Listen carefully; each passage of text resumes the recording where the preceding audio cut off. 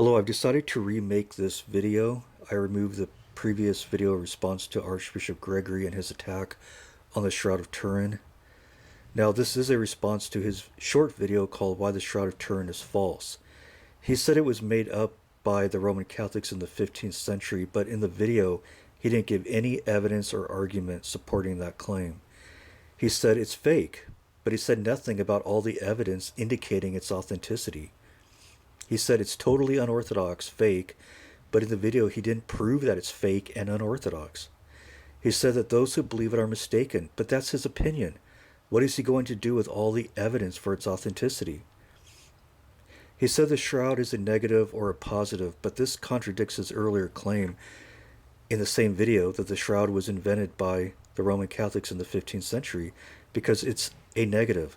The concept of negativity was unknown until the 19th century when photography was invented.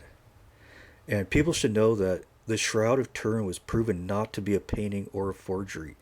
In the description to this video, I linked to peer-reviewed papers, okay?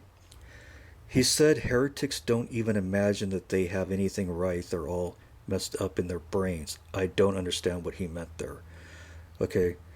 Now, previously on my channel, I mentioned an old calendarist medical doctor who used to be associated with Archbishop Gregory. He believes that the Shroud of Turin is authentic.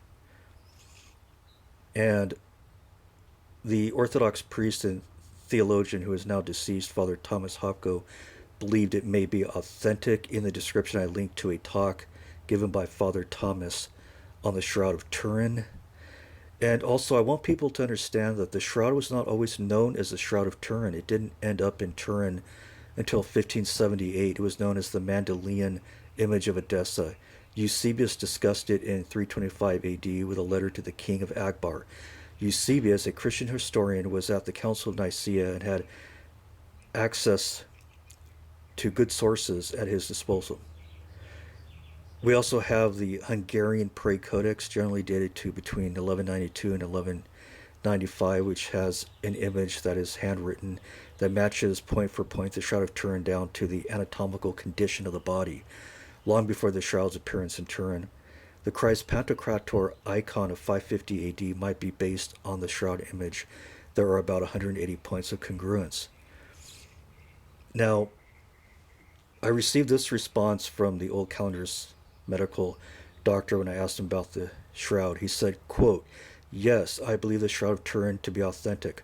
All my research gives me a high degree of confidence. AG is closed-minded and does not want the papists to enjoy this claim. The shroud was transferred from Jerusalem to Edessa, Constantinople, Burgundy, and France, then Turin, according to my research. What do you think?" End quote. Before I end this video, I want to mention that Archbishop Gregory claimed that in the shroud there's only one nail in both feet. So this presents a problem for him because he thinks that the tradition of the church is that Saint Helena found 2 nails for the feet. However, accounts vary on the number of nails Saint Helena found. Most traditions mention 3 or 4. If 3 nails were used in total, 1 for each hand and 1 for both feet, Saint Helena finding 3 nails would perfectly match the Shroud of Turin's depiction. Okay, and I want to stress here in closing that there is so much evidence that the shroud is authentic, and a person would have to either be of bad will or biased to ignore all this evidence. So I'll just direct your attention to information in the description, and if I want to clarify anything or make any corrections, I will do so in the description to this video.